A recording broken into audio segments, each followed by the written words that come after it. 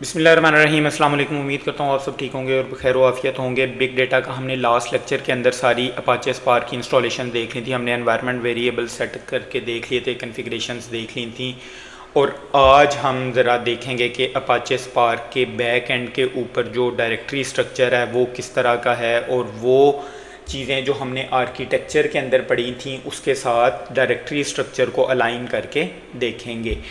तो हम without time waste किए हम अपने देखते हैं कि कौन कौन से अपाचे स्पार्क के अंदर जो उसकी सेटअप के अंदर कौन कौन से फ़ोल्डर्स पड़े हुए होते हैं। तो बिन का पहले फ़ोल्डर होता है, और बिन का फ़ोल्डर हम देख लेते हैं पहले कि हमने जब ये अपाचे स्पार्क को यहाँ पे एक्सट्रैक्ट किया था तो ये बिन के फ़ोल्डर के अंदर आपकी सारी स्पार्क सबमिट, जब आप अपना कोड लिख के सबमिट करते हैं तो बेसिकली यहाँ पे वो स्क्रिप्ट पड़ी हुई होती है जहाँ से आप अपना कोड रन करते हैं। जो हमने यहाँ पर देखा था आर्किटेक्चर के अंदर कि ये वाला जो कोड होता है जो हम अपना लिखते हैं तो उसको जब रन करते हैं स्पार्क सबमिट के थ्रू, तो ये स्पार्क ड्राइवर इनिशिएट होता है और स्पार्क कॉन्टेक्स्ट इनिशिएट होता है। तो वो बेसिकली सारी जो स्क्रिप्ट हैं अपाचे स्पार्क की वो इस जगह पे पड़ी होती हैं। अगर हम थोड़ी सी थ्योरी पढ़ लें इससे रिलेटेड तो हमें ज़्यादा और क्लियर हो जाएगा कि the folder contain script like spark submit and spark shell which are responsible for launching spark driver। तो जब हम spark shell अगर हम यहाँ पे देखें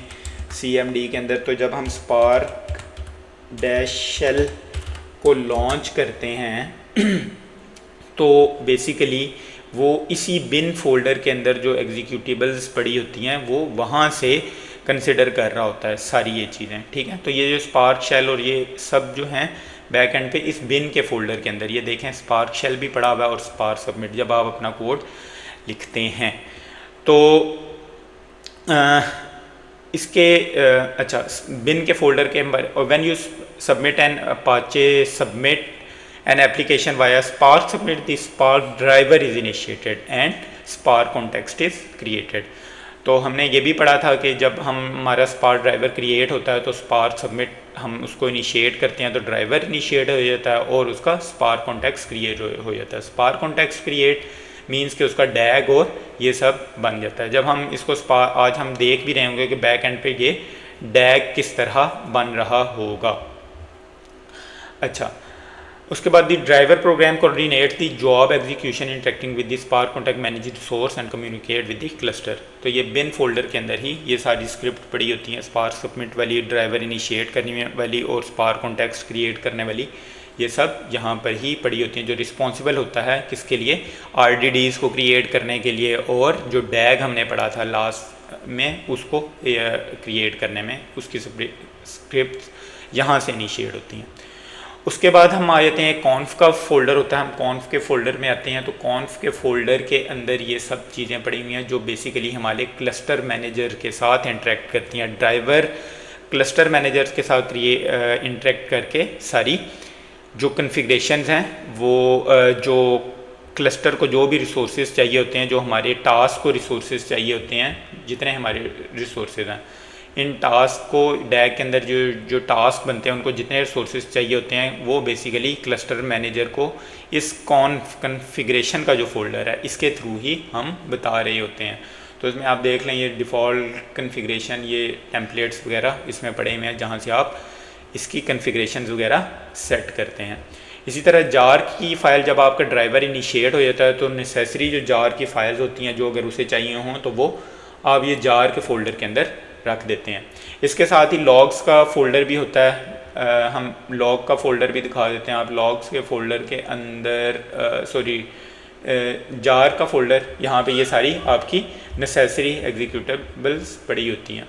और इसमें भी लॉग का फ़ोल्डर नहीं है, लेकिन लॉग के फ़ोल्डर के अंदर बेसिकली सारी क्या चीज़ होती हैं कि आपने एरर को अगर ट्रैक करना है तो वो सब आपको लॉग के फ़ोल्डर के अंदर मिल गई। The log directory store log generated by Spark driver including log related to creation allocation. तो इसको बेसिकली एरर ट्रैकिंग के लिए और जो आपकी डिबगिंग होती है वहाँ पर आप इन लॉग्स को यूटिलाइज़ कर सकते हैं।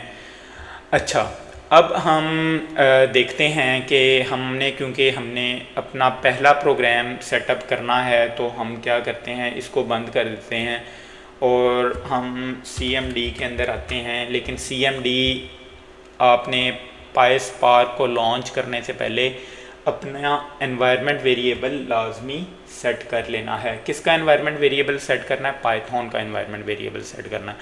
जैसे मैं आपको बताता हूँ कि क्या मेरे पास पाइथन इंस्टॉल है, तो पाइथन वेयर पाइथन करके तो मुझे ये पाथ मिल जाएगा। ठीक है, तो आपको पायस्पार्क को रन करने से पहले इसका एनवायरनमेंट वेरिएबल लाजमी सेट कर लेना है। ठीक है, तो मैं क्या करता हूँ, सेट पायस्पार्क पाइथन। अगर आप ये सेट नहीं करेंगे तो आपको एरर आएगा। तो सेट पायस्पार्क अंडरस्कोर पाइथन लिखकर आपने ये जो जहाँ पे आपका पाइथन इंस्टॉल है, ठीक है, तो आपने उसका पाथ दे देना है। ठीक है, एक चीज़ और भी आपने याद रखनी है कि बाज़ औक़ात दो वर्जन्स होते हैं आपके पास पाइथन के इंस्टॉल हुए हुए, तो आपने यहाँ पे सेटिंग्स में जाके, आपने ऐप्स में जाके और एडवांस्ड ऐप में जाके, ऐप एग्जीक्यूशन में जाके, ये जो पाइथन का जो अगर ये दो होंगे तो उसमें से एक को आपने डिसेबल कर देना है। ठीक है, ऐप एग्जीक्यूशन के अंदर, वरना आपको पाइथन नोट फाउंड के एरर आएंगे। ठीक है, तो ये मैं पहले से आपको ट्रबल शूटिंग्स कुछ बता रहा हूँ। अच्छा, यहाँ पर जाने के बाद अब आपने क्या कर देना है, पायस्पार्क को लॉन्च कर देना है। अब आपका एनवायरनमेंट वेरिएबल सेट हो गया और अब आपने क्या करना है, अब आप आएँ यहाँ पर और पायस्पार्क को इंपोर्ट कर लें, उसका जो वर्जन है बस एसक्यूएल का pyspark.sql और इंपोर्ट कर लें स्पार्क सेशन। अच्छा, आप ये जुपिटर नोटबुक में भी कर सकते हैं, लेकिन क्योंकि हम फर्स्ट जॉब रन कर रहे हैं तो मैं इसलिए बिल्कुल बेसिक से स्क्रैच से ये आपको चीज़ें बता रहा हूँ। ठीक है, अब इसके साथ ही आपने एक काम और कर लेना है, जो हमने पाइथन का जो अभी हमने पाइथन का वेरिएबल सेट किया था वहाँ पर ही आप एक ये काम भी कर लेंगे। अच्छा, बल्कि इसको रहने दें, हम क्या करेंगे, अब हमने स्पार्क कॉन्टेक्स्ट क्रिएट करना है, तो spark equals to spark session और यहाँ पर आप अपनी ऐप का नाम दे देंगे builder dot app dot app name. ठीक है, और यहाँ पर आप नाम दे दें अपनी ऐप का, यहाँ पे आप नाम दे दें for example smart document dot AISN। ठीक हो गया। अब आपने कॉन्फ़िगरेशन भी दे देनी है यहाँ पे .config और यहाँ पे आप अपना जो हमने पाइथन का एनवायरनमेंट वेरिएबल सेट किया था वो भी हम यहाँ पे दे देंगे स्पार्क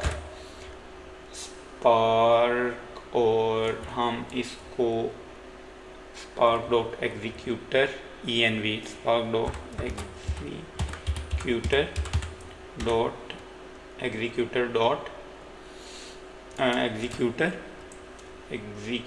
की spelling spark dot executor env, हम env डॉट हम कर देते हैं पायस्पार्क का जो हमने एनवायरनमेंट वेरिएबल दिया था पायस्पार्क अंडरस्कोर पाइथन।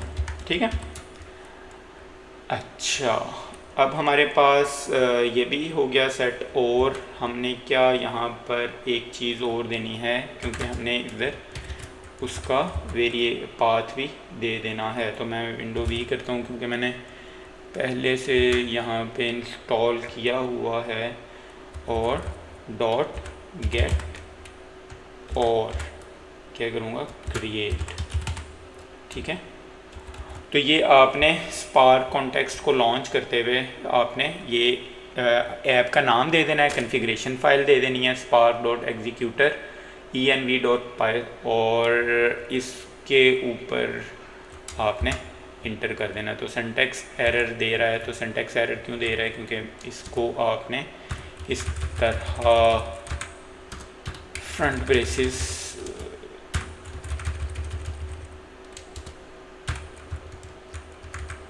इसको आप डबल बैक स्लैश भी कर सकते हैं, तब भी ये काम कर लेगा।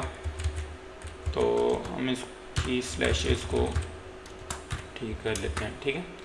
तो ये आपका स्पार्क कॉन्टेक्स्ट क्रिएट हो गया है। अब हम क्या करते हैं कि एक डेटा बना लेते हैं छोटा सा, और उसमें मैं 3 टप्पल्स डाल देता हूँ अपने से। एक मैं छोटा सा डेटा क्रिएट कर रहा हूँ, तो मैं क्या करता हूँ, उसमें एक आईडी दे दी, अपना नाम दे दिया, एज दे दी 2 रोहान, और मैं कहता हूँ 5, फिर मैं कहता हूँ एक डेटा और बना दिया, आईडी दे दी मेरा, और यहाँ पे मैंने इसको ये दे दिया, ठीक है। तो ये मैंने एक डेटा क्रिएट कर लिया। क्योंकि अब मैंने इसको स्कीमा भी देना है, तो कॉलम्स के नेम, क्योंकि इसमें कॉलम्स के नेम नहीं मैंने डाले हुए, तो मैं यहाँ पे कह देता हूँ कि पहली आईडी है, दूसरा नेम है, और जो तीसरी चीज़ है वो एज मैंने मेंशन कर दी है, ठीक है। क्योंकि अब मैंने डेटा फ्रेम बनाना है, इसको एक टेबल की फॉर्म देनी है मैंने। तो टेबल की फॉर्म में क्या होता है, कॉलम्स होते हैं और उसके नीचे डेटा होता है। तो अब मैंने इनको आपस में कनेक्ट कर दिया। तो ये सिर्फ मैं डेटा बना रहा हूँ, अभी हम स्पार्क के ऊपर नहीं आए, ठीक है। तो मैं एक डेटा फ्रेम बेसिकली बनाने की कोशिश कर रहा हूँ। तो मैं क्या कर देता हूँ, df इक्वल्स टू, मैं स्पार्क, क्योंकि हमारा ऊपर क्रिएट हो चुका है, स्पार्क की वेरिएबल को मैं यूज़ करूँगा, और क्रिएट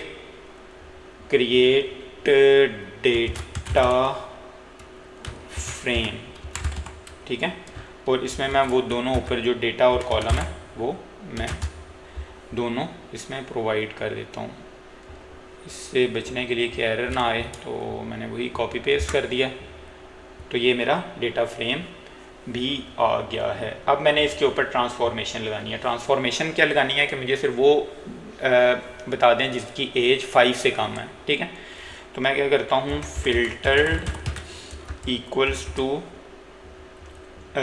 फिल्टर्ड एक मैंने मज़ीद एक RDD बना ली, ये एक नई RDD बन गई है, ठीक है, क्योंकि मैं ट्रांसफॉर्मेशन लगा रहा हूँ। तो ये जो ऊपर है df, ये बेसिकली RDD मैंने बनाई है, ठीक है। तो df डॉट करके मैं क्या कर देता हूँ, फिल्टर, और फिल्टर के अंदर मैं क्या कर देता हूँ, उस RDD के अंदर जो मेरा कॉलम है एज का, उसके ऊपर मैं चेक लगा देता हूँ कि जो लेस देन 5 है उसको आप डिस्प्ले कर दें, ठीक है, लेस देन 5। तो मैं इसको क्या कर देता हूँ यहाँ पे। अब मैं क्या करूँगा, मैं इसको बताना चाहता हूँ कि भाई मुझे अब शो कर दें आप। तो फिल्टर्ड डॉट, अब मैं इसके ऊपर ये क्या लगा रहा हूँ, शो बेसिकली क्या है, एक्शन है, ठीक है। एक ट्रांसफॉर्मेशन लगा दी और दूसरा मैंने क्या लगा दिया, एक्शन लगा दिया। तो देखते हैं फिल्टर डॉट, तो ये उसने स्टार्ट कर दी है स्टेज 1, स्टेज 2, और ये देखें उसने जो मैंने डेटा फ्रेम बनाया था यहाँ पर, डेटा फ्रेम जो मैंने यहाँ पर क्रिएट किया था जिसमें एहसन, एज, जुहान, मिरहा, ये मेरे बच्चे हैं जुहान और मिरहा, उनमें से मेरी बेटी मिरहा का क्या आ गया यहाँ पर, उसने निकाल के दे दिया। तो ट्रांसफॉर्मेशन लगा दिया, ठीक। ट्रांसफॉर्मेशन लगाने के बाद उसने, मैंने ये एक्शन लगाया शो का, और यहाँ पर उसने मुझे फाइनली रिज़ल्ट दे दिया। ट्रांसफॉर्मेशन लगाने के बाद ये उसने मुझे चीज़ दे दी। अब हम आते हैं इसके डैशबोर्ड के ऊपर कि बैक एंड पे ये चीज़ें किस तरह रन करनी। तो ये देखें मेरी एग्जीक्यूटर के बारे में जो हमने पढ़ा था, वो एग्जीक्यूटर हमारा सक्सेसफुली रन हो गया, और ये उसने स्टेजेस बता दी जो एग्जैक्ट रन हो रही हैं, ठीक है। और अब हम आते हैं कि हमारा जो डैग है वो कहाँ पे बन रहा है। तो एग्जीक्यूटर में हम अगर आएँ तो show additional information, SQL data frame show, हम बल्कि जॉब्स पे ही आते हैं, और यहाँ पे डैग बन रहा होगा किसी जगह पर। अगर हम आएँ एनवायरनमेंट में, एग्जीक्यूशन में शो एडिशनल इंफॉर्मेशन RDDs। तो ये देखें हमारे ये RDDs भी बन रहे थे, क्योंकि हमने 2 RDDs बनाए थे, तो उसने उन RDDs के यहाँ पर ये नाम भी और उसकी एग्जीक्यूशन भी शो कर दी है। यहाँ पे एक आता होता था इसमें जॉब कंप्लीटेड जॉब्स,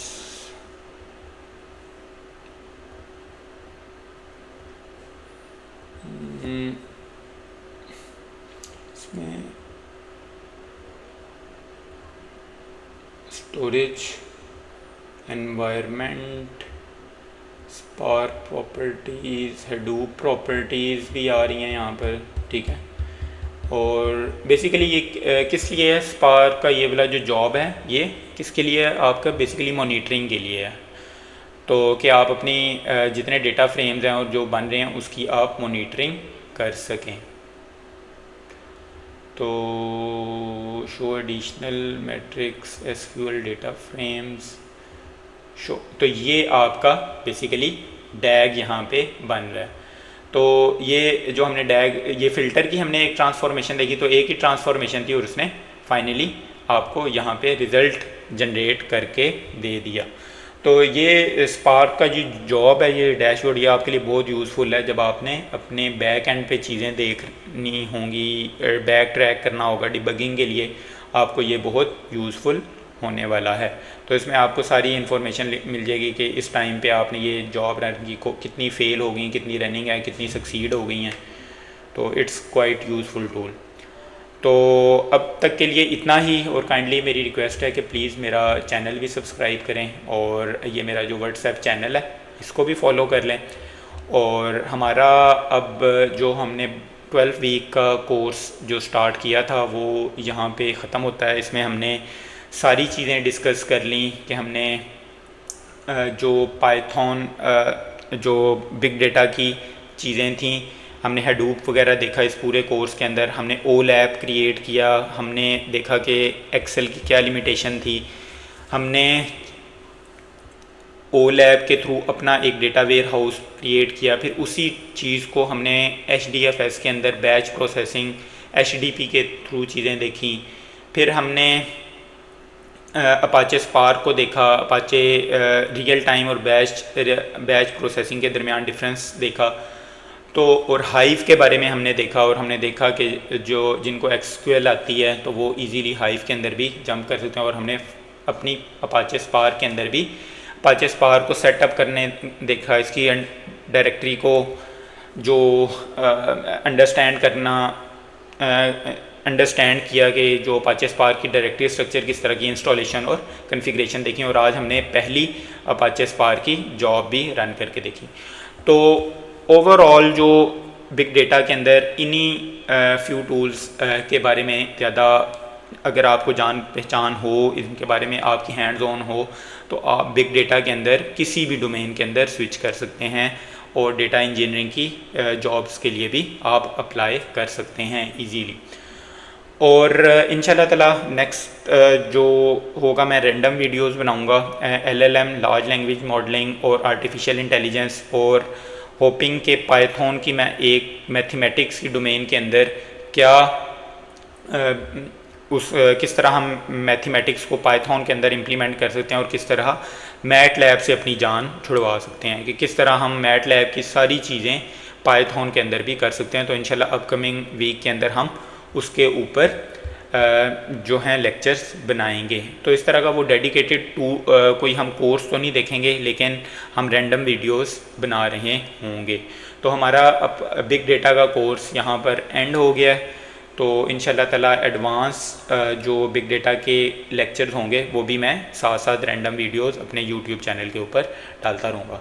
और प्लीज़ मेरा चैनल लाजमी सब्सक्राइब करें, और जो अपने पीयर्स हैं और जो यूनिवर्सिटीज़ के स्टूडेंट हैं और जो प्रोफेसर्स हैं उनको भी ये रिकमेंड करें कि ये लेक्चर सीरीज़ लाजमी देखें, क्योंकि इस तरह बिग डेटा को किसी ने बिल्कुल स्क्रैच से लेकर और एडवांस टॉपिक्स तक किसी ने शायद इस तरह डिस्कस ना किया हो। तो तब तक के लिए इंशाल्लाह नेक्स्ट लेक्चर के अंदर दोबारा हाज़िर होऊंगा इंशाल्लाह नए टॉपिक्स के साथ, नए एडवांस नॉलेज के साथ। तब तक के लिए अल्लाह हाफिज़, सी यू, अस्सलाम वालेकुम।